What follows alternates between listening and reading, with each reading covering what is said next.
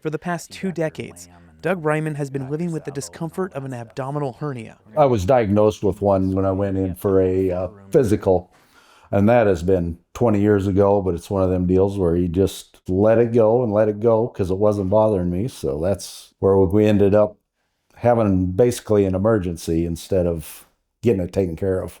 Being a farmer, Doug was trying his best to get through the harvest and ignore his hernia pain, but it eventually became too great. They don't ever go away. That's the question I get asked all the time is, can I wait till next week? And well, certainly you can, but you're going to be in pain. These aren't things that you take 2 Tylenol and things are better.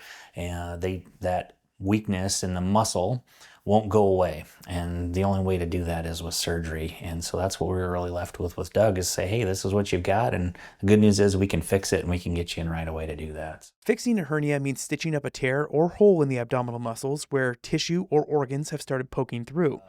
The description of the injury alone is uncomfortable, and Doug's situation proved to be even more involved than originally thought. And I didn't know I had as bad of hernias that I did. I ended up having 4 hernias. And I only thought I had one. But in Doug's case, interestingly, he had a portion of his bladder was actually going through the hernia, which is definitely a little more rare and a little bit more challenging for us to fix because, of course, one more thing we need to move back into the abdominal cavity and avoid when we're doing our work there and get everything put back in the right spot. I could tell right away that things were different. Doug admits he waited far too long to address his pain. But after surgery and rehabilitation, he's feeling better than he has in a long time and doing his best to make his health a continued priority. One of the biggest changes is I'm taking care of my personal health better.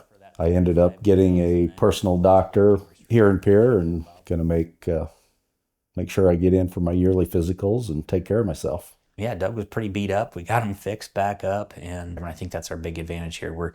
We have all the resources that we need to, but we're small enough to get those lines of communication open, get people seen efficiently, get them the care they need, and get them back on their feet and check it off their list.